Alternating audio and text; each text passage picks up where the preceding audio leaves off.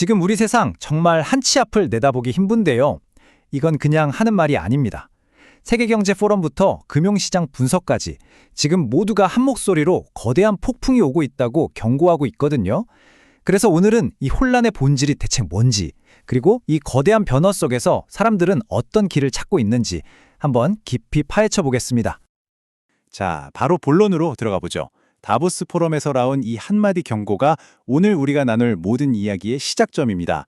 향후 2년은 격동 또는 폭풍의 시기가 될 것이다. 글쎄요, 이게 그냥 겁주는 말이 아니라는 거죠. 전 세계 최고 전문가들이 입을 모아서 지금 우리가 극심한 불안정의 시대로 들어가고 있다는데 동의했다는 뜻이니까요. 자, 그래서 오늘 우리는 이 흐름을 한번 따라가 볼 건데요. 먼저 세상이 왜 이렇게 벼랑 끝에 서 있다고 하는지 그 큰 그림부터 보고요. 그 다음에 이 압박이 금융 시스템을 어떻게 뒤흔들고 있는지 들여다볼 겁니다.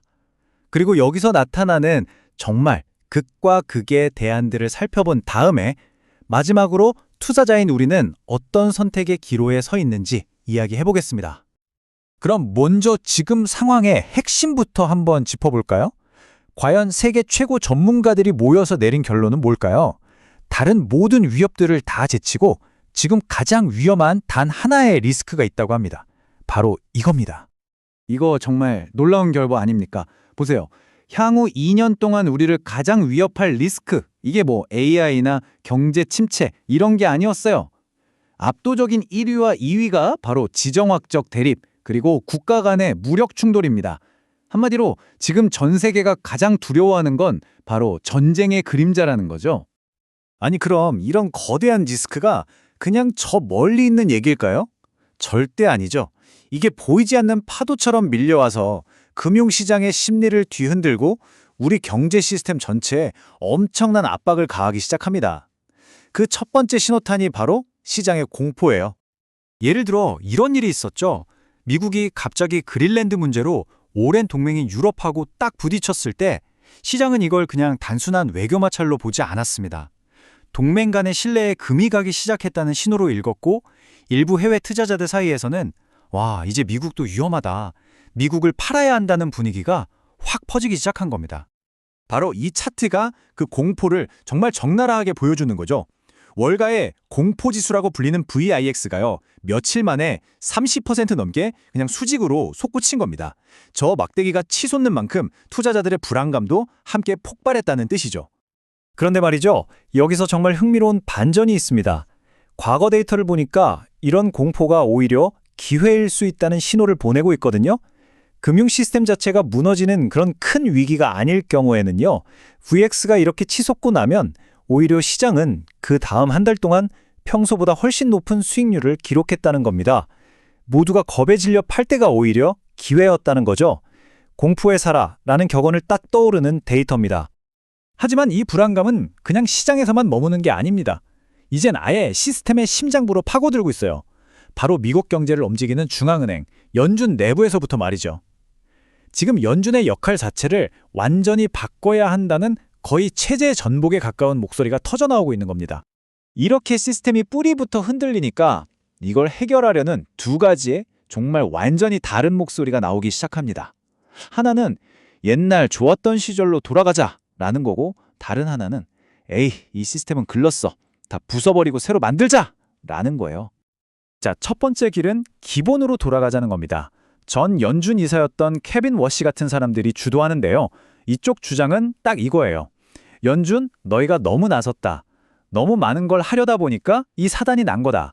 그러니까 돈도 그만 풀고 다시 원래대로 시장의 최후의 보류 역할만 하는 작고 조용한 중앙은행으로 돌아가라는 거죠. 하지만 연준을 좀 고쳐 쓰는 걸로는 어림도 없다고 말하는 사람들이 있습니다. 이 시스템은 이미 수리가 불가능할 정도로 망가졌다는 거죠. 이들의 목소리를 한번 들어보시죠.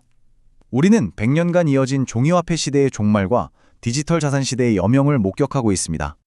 이런 급진적인 생각을 흔히 그레이트 리셋이라고 부르는데요. 이게 좀 음모론처럼 들릴 수도 있지만 그 핵심 주장은 이렇습니다. 지금 우리가 겪는 이 모든 혼란과 위기가 그냥 우연이 아니라 낡은 종이돈 시스템을 무너뜨리고 완전히 새로운 디지털 금융 질서를 세우기 위한 누군가의 계획된 철거 과정이라는 겁니다.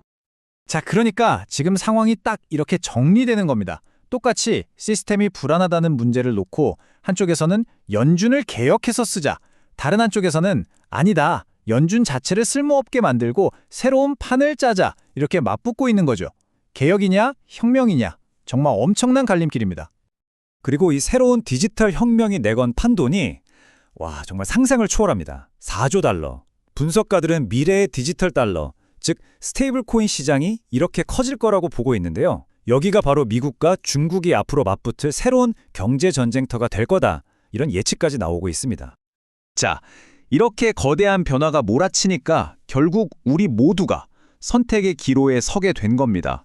그게 뭐 거대한 기관 투자자든 저나 여러분 같은 개인이든 아무 상관없어요. 과연 우리는 어떤 미래에 베팅할 것인가? 선택을 해야만 하는 순간이 온 거죠. 이 복잡한 상황을 투자자 입장에서 딱 3가지 전략으로 나눠볼 수 있을 것 같아요.